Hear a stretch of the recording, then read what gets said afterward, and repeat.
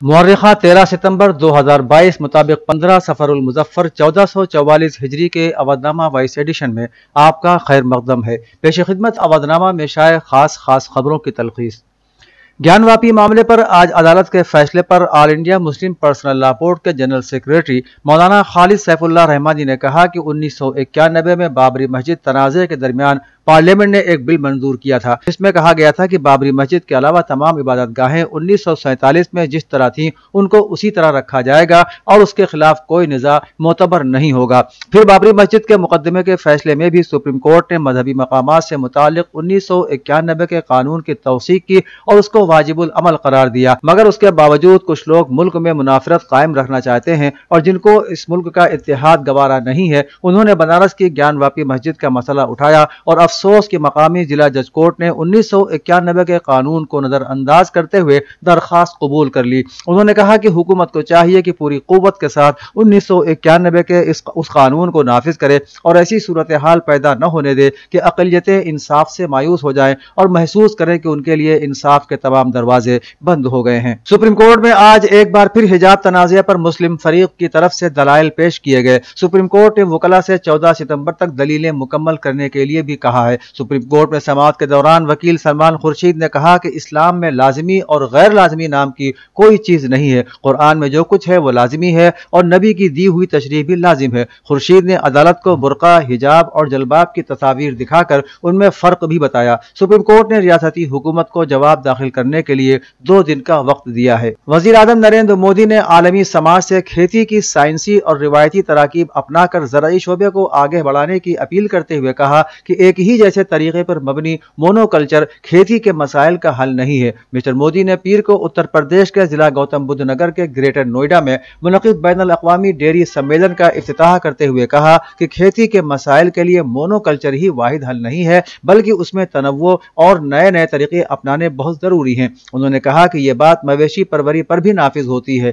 اس موقع پر اتر پردیش کے وزیر اعلیٰ یوگی آدتیہ ناتھ، مرکزی مویشی پروری کے وزیر پرشوتم روپالا اور بین الاقوامی ڈیری یونین کے نمائندے اور مختلف ریاستوں سے آئے ماہرین موجود تھے۔ جمعیت العلماء ہند کے صدر اور دارالعلوم دیوبند کے صدر المدرسین مولانا ارشد مدنی نے صاف لفظوں میں کہا کہ ہمارا اعتراض موجودہ حالات میں فرقہ پرست ذہنیت کے سلسلے میں ہے، مدارس کا سروے کرانے کے حکم پر نہیں ہے۔ انہوں نے یہ بات آج یہاں نیوز ایجنسیوں اور میڈیا کے نمائندوں کے ساتھ گفتگو کرتے ہوئے کہی۔ انہوں نے وضاحت کرتے ہوئے کہا کہ ملک بھر میں پچھلے کچھ برسوں کے دوران فرقہ پرست طاقتوں نے جس طرح نفرت کا ماحول قائم کر دیا ہے اور اس سلسلے میں حکومت کا جو کردار رہا ہے، اس کے پیش نظر مسلمان یہ یقین کرنے پر مجبور ہو گیا ہے کہ اس وقت ہر پالیسی اس کے وجود کو تباہ اور برباد کرنے کے لیے سامنے آ رہی ہے۔ انہوں نے کہا کہ دینی مدارس فرقہ پرستوں کی آنکھ کا کاٹا ہیں، اس لیے ہمیں ان کی نیتوں کو سمجھنا ہوگا۔ اتر پردیش کے ضلع امیٹھی کے ٹانڈا نیشنل ہائی وے پر واقع ایک مدرسے کی عمارت کو عدالت کے ذریعے غیر قانونی قرار دیے جانے کے دعوے کے ساتھ ضلع انتظامیہ نے پیر کو بلڈوزر سے منہدم کر دیا۔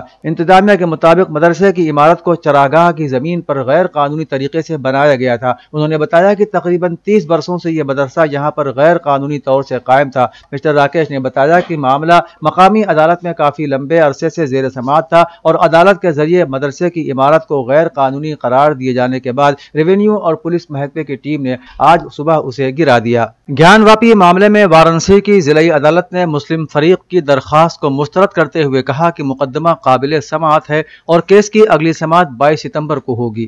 یوپی کے نائب وزیر اعلیٰ برجیش پاٹھک نے وارانسی میں گیان واپی کیس پر ضلعی عدالت کے فیصلے پر اپنا رد عمل دیتے ہوئے کہا کہ یہ فیصلہ عوام کے جذبات کے مطابق کیا گیا ہے۔ انہوں نے یہ بھی کہا کہ جو لوگ حکم کو ہائی کورٹ میں چیلنج کرنے کی بات کر رہے ہیں، یہ ان کا حق ہے اور ہم عدالت کے فیصلے کا احترام کرتے ہیں۔ وہیں ریاست کے دوسرے نائب وزیر اعلیٰ کیشو پرساد موریہ نے بھی ایک ٹویٹ کیا جس سے یہ قیاس کیا جا رہا ہے کہ بی جے پی اب متھرا اور کاشی کے ایجنڈے کو آگے بڑھائے گی۔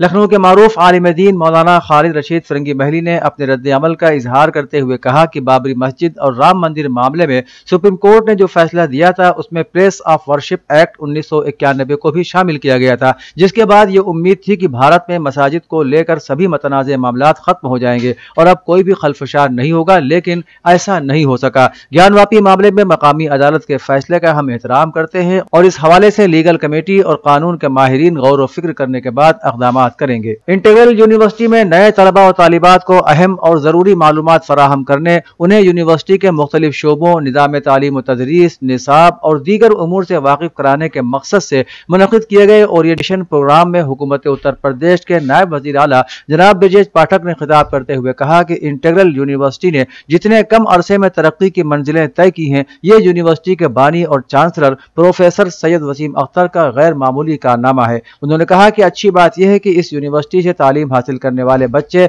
न सिर्फ पूरी दुनिया में देश प्रदेश का नाम रोशन कर रहे हैं, बल्कि वो आने वाले खूबसूरत हिंदुस्तान की तामीर के लिए भी खुद को तैयार कर रहे हैं। मुमताज पीजी कॉलेज में लोआक्टा के तमाम ओहदेदारान और मेंबरान के एजाज में इस्तकबालिया प्रोग्राम का इनेकाद किया गया, जिसमें लोआक्टा के सदर और जनरल सेक्रेटरी के साथ साथ तमाम नव मुंतखब ओहदेदारान भी शामिल हुए। इस मौके पर इलेक्शन ऑफिसर के जरिए सभी मेंबरान को सर्टिफिकेट दिया गया। प्रोग्राम की निजामत कॉलेज के एसोसिएट प्रोफेसर और अरब कल्चर शोबे के सरबराह डॉक्टर मोहम्मद सलमान खान नदवी ने की। इस्तकबालिया में तमाम असातिज़ा और स्टाफ मौजूद रहे। अपने मुतनाज़िया बयानात की वजह से हमेशा सुर्खियों में रहने वाले उन्नाव के MP और बीजेपी के लीडर साक्षी महाराज ने आज दावा किया कि समाजवादी पार्टी सरबराह अखिलेश यादव का उत्तर प्रदेश के इख्तिदार में लौटने का ख्वाब अब कभी पूरा नहीं होगा। बिहार में हुई तब्दीली पर तबसरा करते हुए महाराज ने कहा कि नीतीश जी ने अपने सियासी कैरियर को तबाह कर लिया है। इतना रंग बदलने वाला और धोखा देने वाला शख्स सियासत में ढूंढे से भी नहीं मिलेगा। कांग्रेस की मुल्क जोड़ो यात्रा पर सवाल उठाते हुए उन्होंने कहा कि राहुल गांधी हिंदुस्तान जोड़ेंगे तो तोड़ा किसने था। उन्होंने कहा कि हिंदुस्तान को जोड़ने का काम हकीकत में वजीर आज़म नरेंद्र मोदी ने किया है। उर्दू के कद्दावर और मायानाज अदीब, मुहक्किक और नाकिद प्रोफेसर असगर अब्बास के सानिह इर्तिहाल पर उत्तर प्रदेश उर्दू अकादमी में एक ताजती जलसा ज़ेर सदारत चौधरी कैफुल वरा चेयरमैन उर्दू अकादमी मुनक़िद हुआ। पास करदा ताजती करारदाद में कहा गया कि प्रोफेसर असगर अब्बास खुश मिजाज, शरीफुन नफ्स और नेक खू इंसान थे। उर्दू अदब में उनके कारनामे रोज़े रोशन की तरह आया है। उनके इंतकाल से उर्दू का बड़ा खसारा हुआ है। अवधनामा के जहानुमा सफ़े के मुताबिक वज़ीर ख़ारिजा डॉक्टर S.J. शंकर ने इतवार की देर शाम जद्दा में सऊदी अरब के वली अहद शहजादा मोहम्मद बिन सलमान से मुलाकात की।